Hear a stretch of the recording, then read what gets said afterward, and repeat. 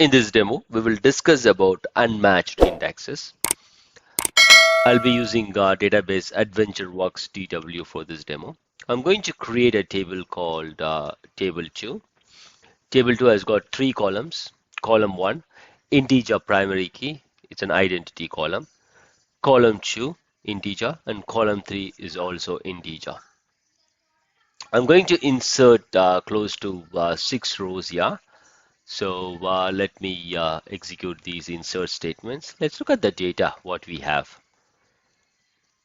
So it's a simple select statement that we have executed, which is select star from table 2. Column 1 is basically identity, and seed and increment is 1. So we are seeing there is an increment as far as each row is concerned. So that's the reason we are seeing 1 to 6. And column 2 is also like same as column 1, but it is not an identity column, but it is column 2 is also unique. We have data from 1 to 6. As far as column 3 is concerned, what we are able to see is like there are 4 rows with value 2 and 2 rows with value 1. Okay, and now what I'm going to do, I'm going to execute this particular select statement. It's a simple select statement again, which basically selects column 2 from table 2, and the predicate is column 3 equal to 2. Let me enable the execution plan and then execute this query. So since we have this predicate column 3 is equal to 2, we return close to 4 rows here. And then when I look at the execution plan, what I'm seeing is like we have a cluster index scan happening. So if we look at it here, I'm estimating 4 rows. I'm reading all the 6 rows on this table, and then I'm returning 4 rows.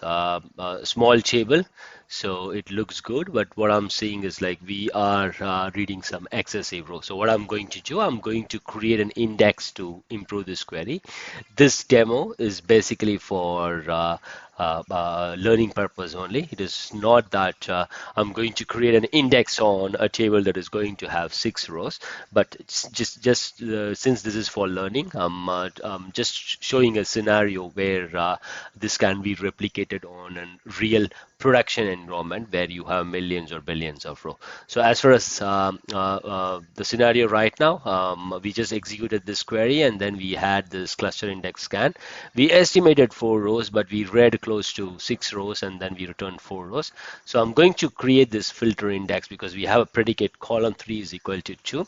So what I'm going to do, I'm going to create an index called ix underscore test on column 2 as far as table 2 is concerned, and then I have a predicate where column 3 is equal to 2, and ix test will be a filtered index right now. So what I'm going to do, I'm going to execute this query now. Let's see what happens. So it returns 4 rows just as last time. And if I look at the execution plan, what I'm basically seeing is like I'm seeing a cluster index scan. I'm not getting an index seek. So the predicate is on column 3, but what I'm seeing is like we have created an index on column 2. There is a warning here. So when I hover my mouse here, I'm not able to see that warning. So what we'll do is like we will right click and then click on show execution plan XML, and then let's search for warning.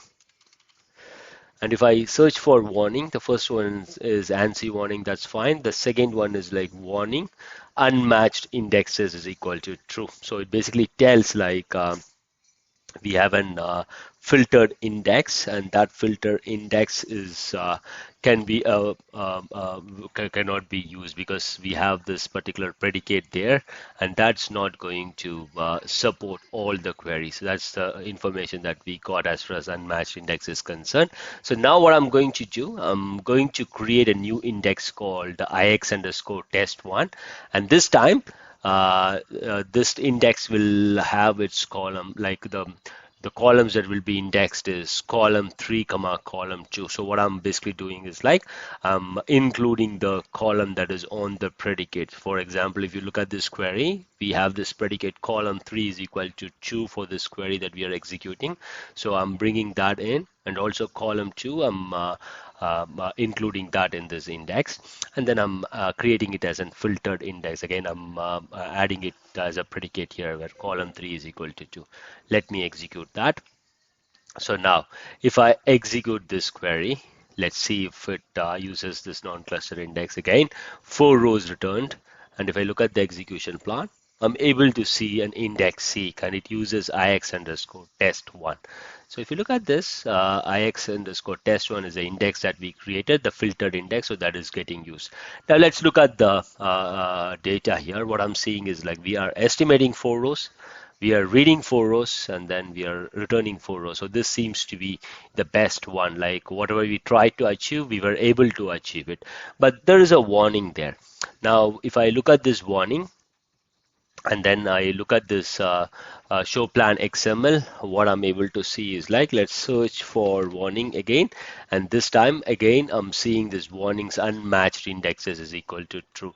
So the reason why we are getting this warning unmatched indexes too is that when we executed this query, there is high possibility this particular predicate can change to something else. And this index will be used, that is the filter index that we created will be used only for the query which basically has this predicate specific column 3 to 2. For example, if you change this column 3 to something else, so let's consider I'm going to change this to let's say 23. And then if I execute that, it's not returning any rows, but if I see here, it is basically going for a cluster index scan, which we saw before.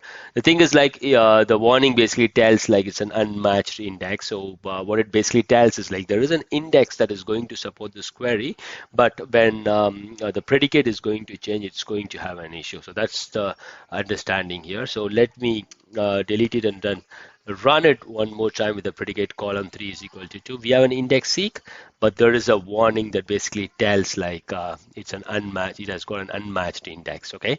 Now what I'm going to do is like, I'm going to run the same query, but this time I'm going to include the option recompile. So let's execute this query and look at the execution plan. So if you see here, we are returning close to 4 rows. Let's look at the execution plan.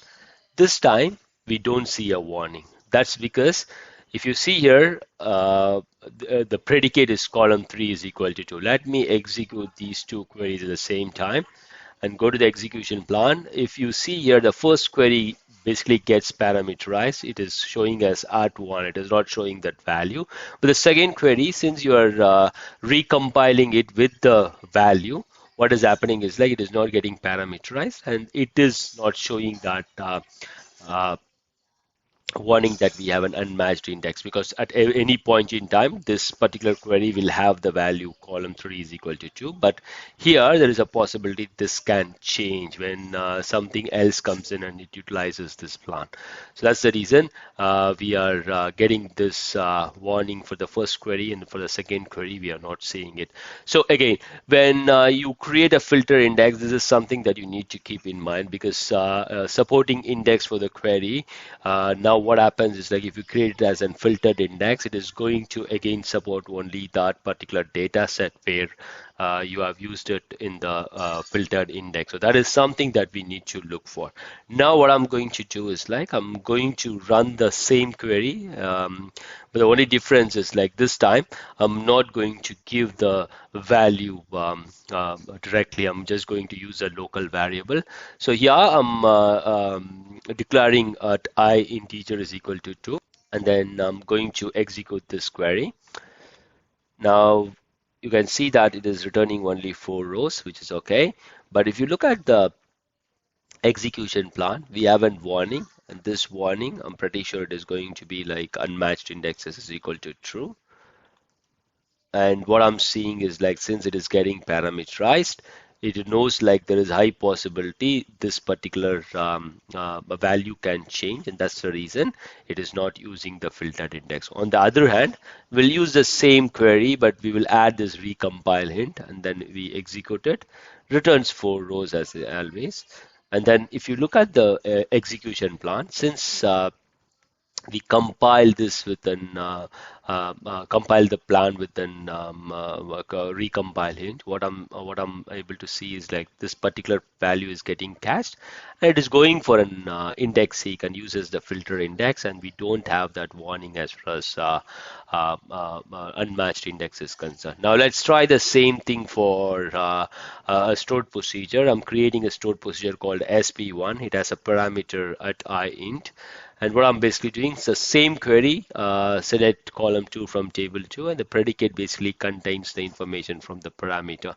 So let's create it.